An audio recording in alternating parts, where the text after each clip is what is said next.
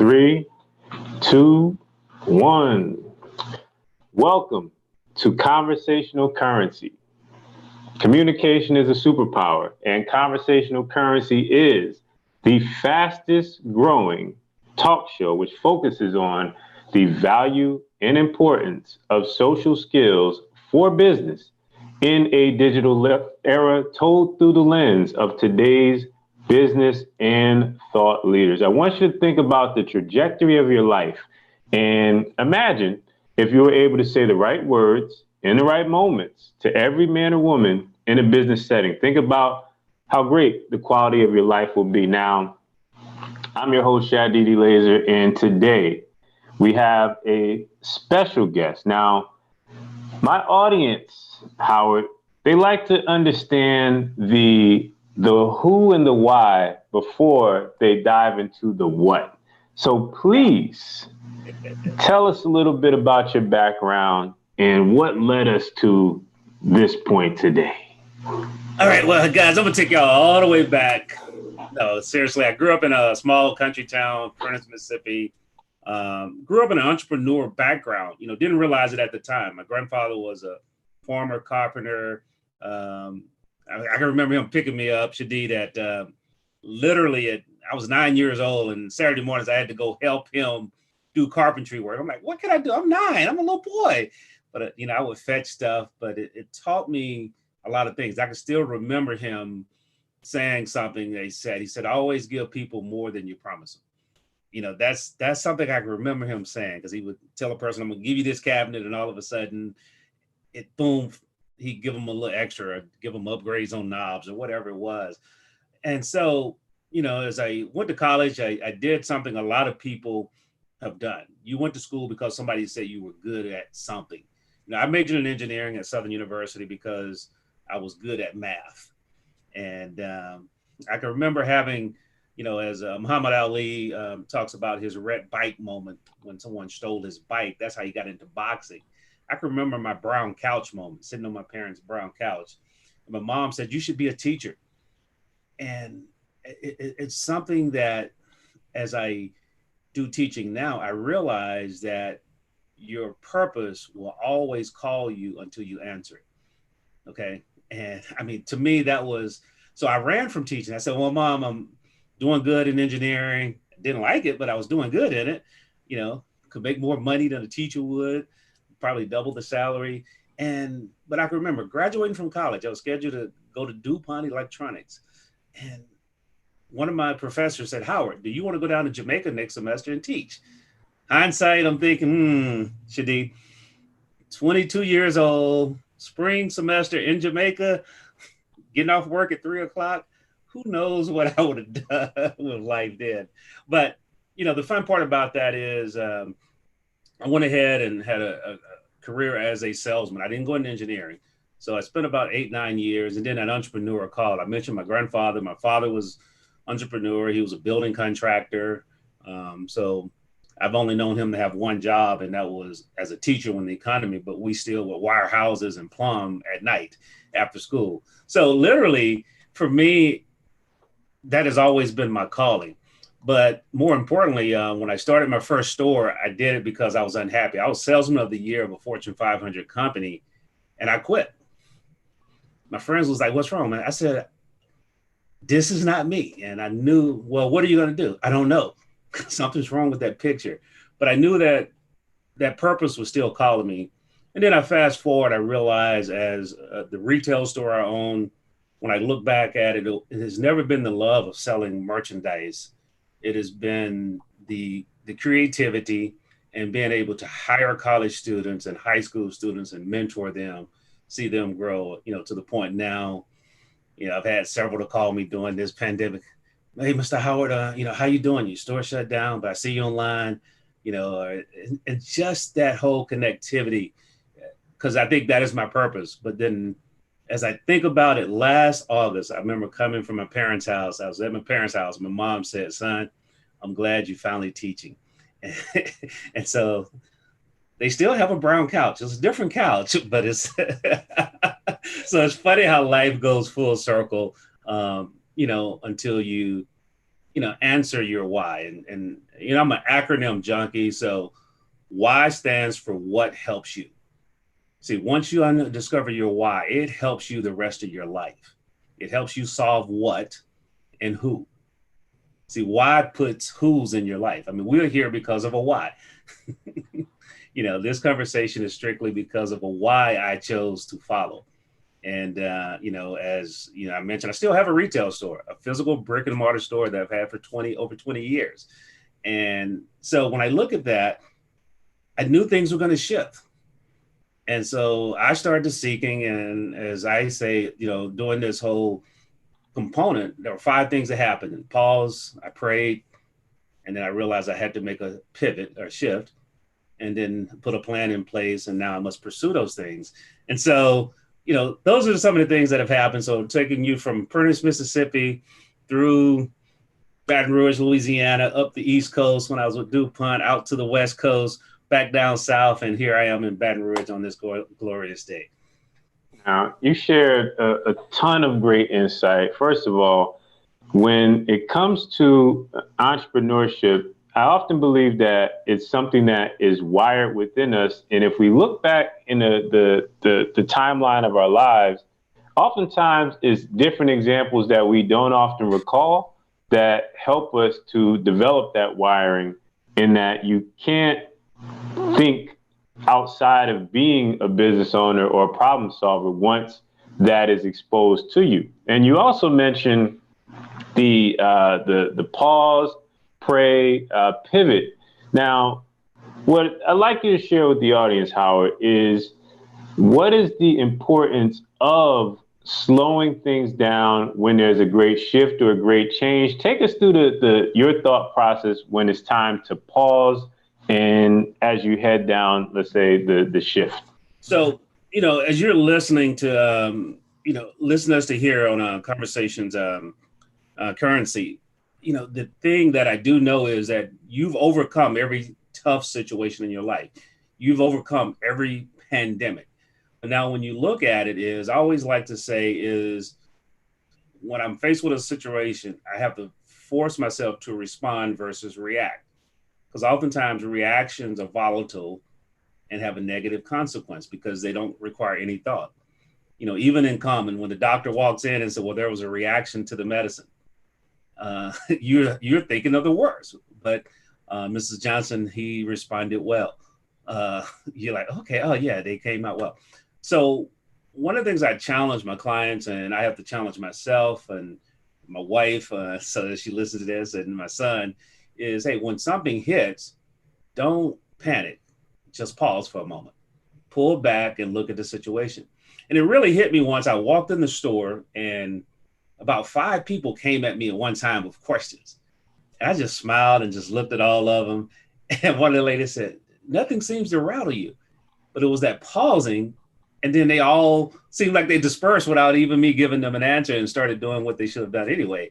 But when you look at a tough situation like you're in right now, and I don't know, your specific situation, but I do know if you really pause and look at it and begin to look at it from a asset standpoint.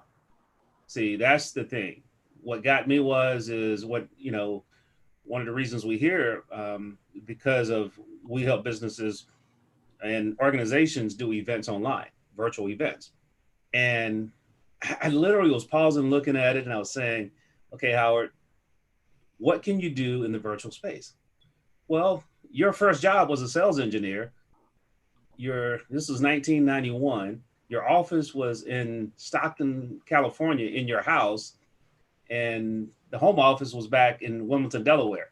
So you've been working remotely your whole career, back when you had fax machines and 20-pound laptops. And so, I said, okay, hey, so you have the tools.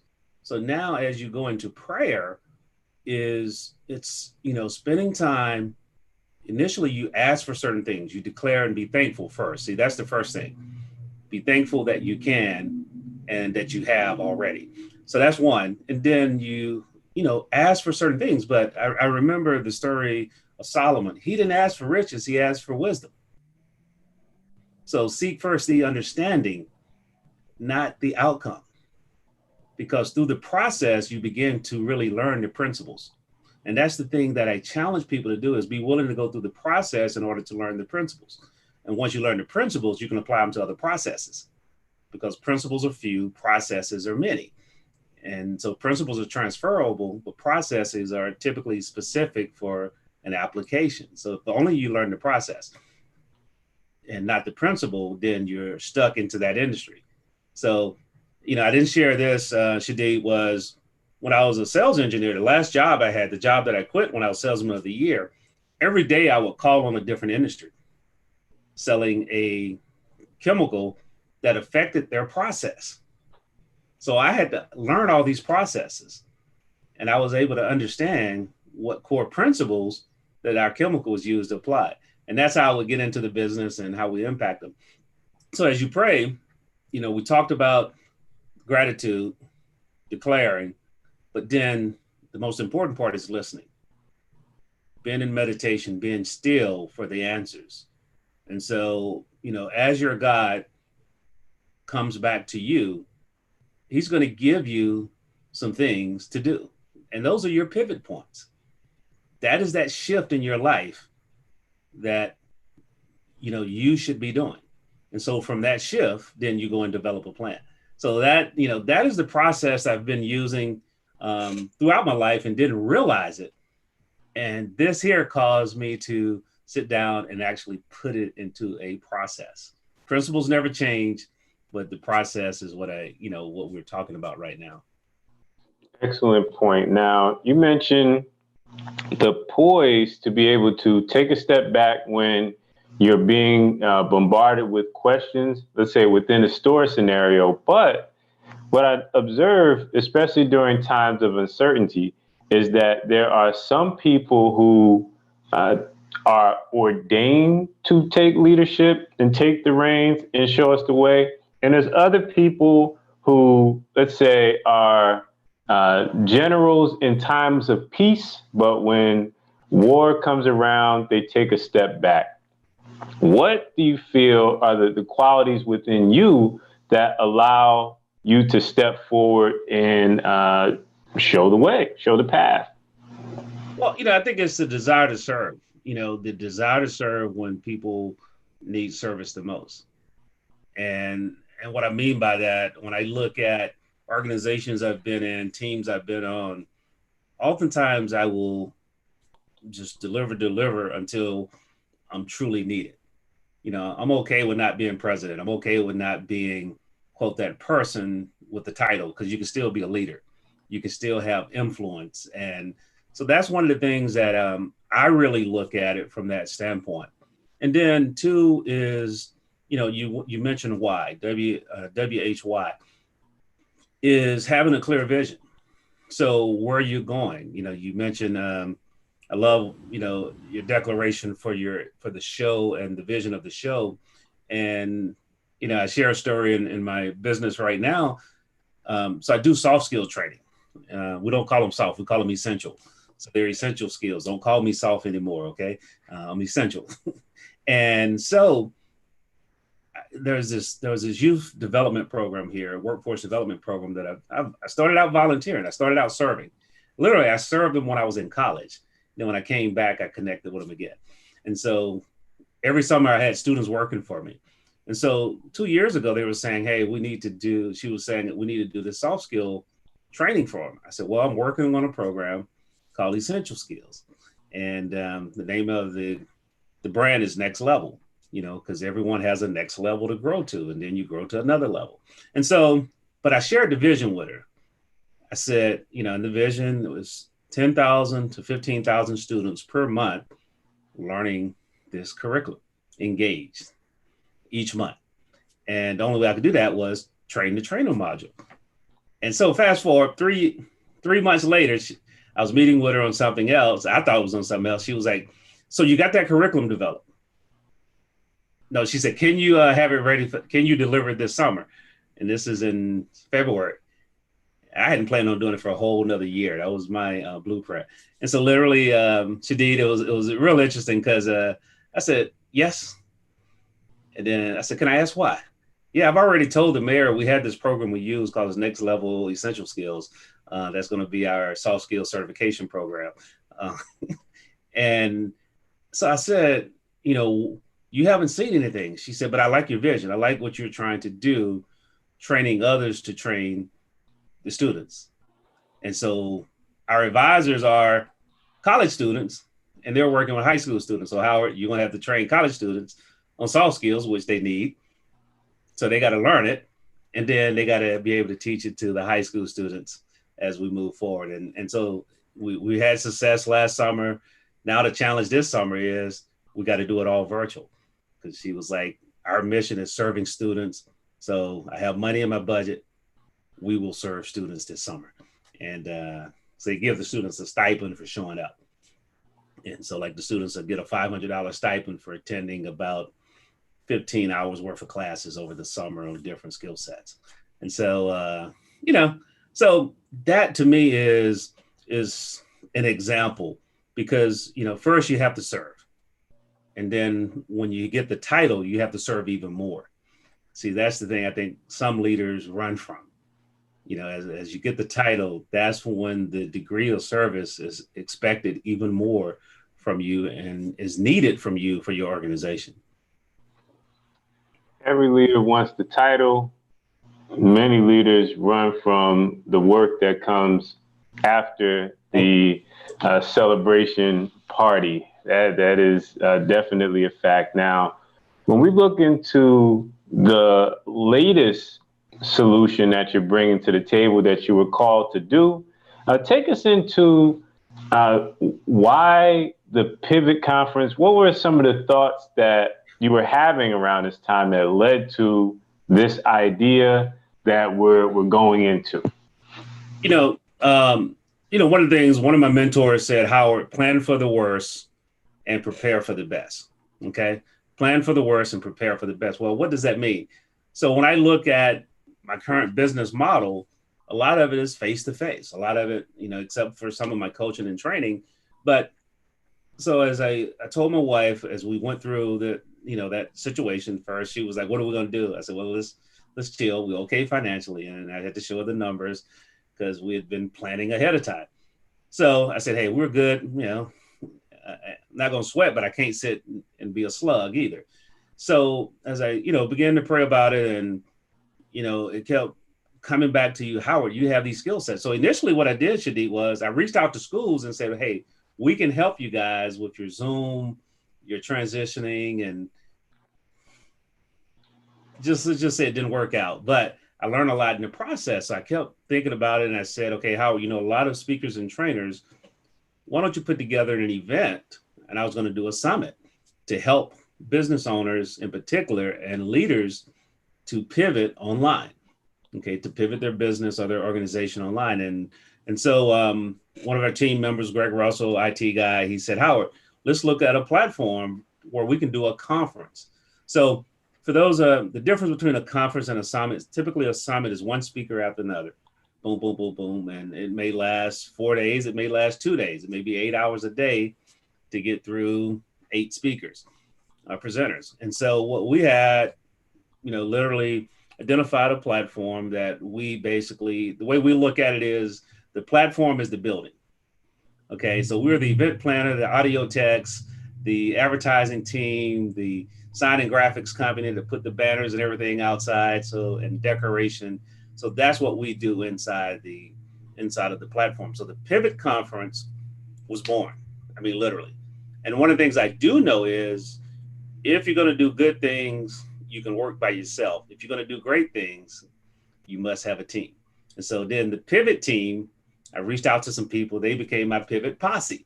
And so, hey, these are the people we're rolling with through this season as we pivot at this conference. So literally, you know, reached out to some relationships. They reached out to relationships. We got 4 dynamic keynoters, you know, starting with Cheryl Woods in the morning, which is, she's from your way, Dr. Cheryl Woods, Lethea Owens, Jonathan Sprinkles, and then Teresa Martin is going to, Dr. Teresa Martin Esquire is going to close it out. She's from New York City. But then throughout the day, we have 4 breakout sessions with 5 or 6 speakers in each session. So individuals, and so you get to eat where you want to versus being force fed what's on the menu. And that's the thing I love about the platform. But then I get really excited when you're able to network with people. So, you show up, guess what? You get to connect with people from all across the world. I mean, we have 3 trainers that are actually from Canada. And so it's just not a United States thing, because when you think about the virtual world now, as much as the current environment wants us to have borders, those borders are being taken down. The connectivity is actually increasing among people, because I can reach out to you. And at the time of this recording, I believe you're in the Baltimore area and I'm here in Baton Rouge. And it's as if we're in the studio together, without the airfare, without the plane and a hotel stay for one of us. So I say all that to say is that the whole idea of the Pivot Conference was born out of that. And a little over 4 weeks later, 20 plus speakers, 4 keynoters, one-to-one networking. So a whole day of fun, just a whole day of fun. And I think you posted the link inside of the description and in the title there, so you can click there and get complimentary tickets. That's right, complimentary tickets. A couple organizations stepped it up, Black professional men, and made that available because they want people to pivot and grow. Pivot and grow. That's what you're going to do.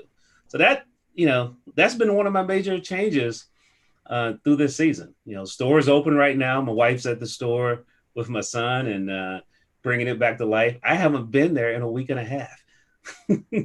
So that tells you, we're working to build a true business versus owning a job. As I always tell people, if you got to be there the whole time, it's a job. So, but if you have the opportunity, make sure you come to the Pivot Conference and spend some time, click the link, and if you only come half a day, that's fine.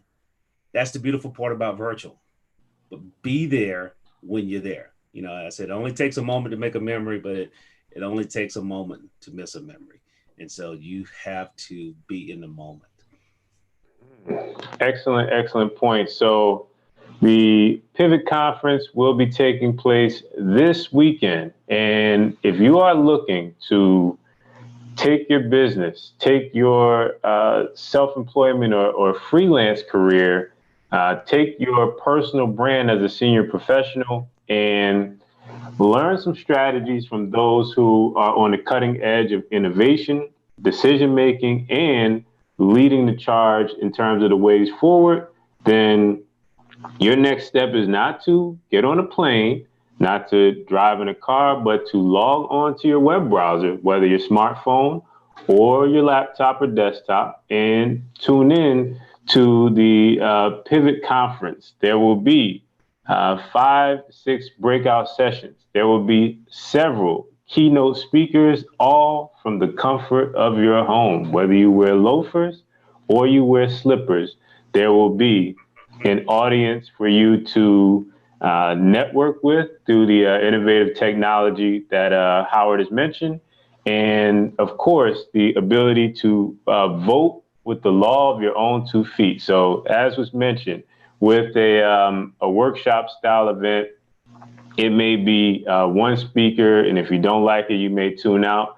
But in this case, you have several options, and that gives you maximum value throughout the day. Now, any closing thoughts that you want to share with the audience, Howard? Yeah, I'll say 2 things. One is, you mentioned you can just check out and, or you can go hang out at the coffee shop. We actually have a virtual coffee shop set up where you can go sit down with 15, 20 other people and just have a roundtable conversation if you want to. I mean, it's that awesome. But no, as we close out, I love what you said, and you said something about the right word at the right moment leads to a better life. And I think if we really take that into focus, I play back some of the things that happened today for me, and some of them for me was the wrong words. I said the wrong words. And so I challenge you as a person, as you grow, remember, and this is something my dad said, he said, success in your marriage is 100% up to you. There's no 50-50. He said it's 100% up to you. And, it took me a moment to digest that, but throughout life, your success is 100% up to you. Yes, situations will happen, pandemics will happen, problems will happen, detours will happen, but it's how you respond to them. And as we said, that formula that we've described earlier: pause, pray, pivot, plan, and then pursue and persist. So once you have the plan, you got to pursue it and persist it. And then guess what? It'll be all right. Because this too shall pass. Ladies and gentlemen, no matter what your scenario may be, there's always a next step to take. Whether you are lost or at a deficit in trying to claw your way back to break even, or you've thought ahead of the doomsday scenario and you're in a position to lead, there's lessons to learn from both ends of that spectrum. If you're the leader, you need greater insight on the way forward, understanding people and how to say the right words that inspire action, as well as those on the other end of the totem pole. You need encouragement, you need inspiration, and you need a plan to get out of your situation and get on solid ground. This weekend, the Pivot Conference exists. In the description, you have the ability to access complimentary tickets, and you should take advantage of that so that you can plan a way forward and make your way through this for your career, for your freelance, or your business or brand. On behalf of Howard White, I am Shad Eleazer, and you've been tuning in to Conversational Currency. This is the fastest growing talk show that focuses on the value and importance of social skills for business in a digital era. You could have been anywhere in the world, but you chose to be here with us, and for that, we appreciate you. Thank you for tuning in. Use the link in the description to access the conference and take advantage of the opportunities presented to you.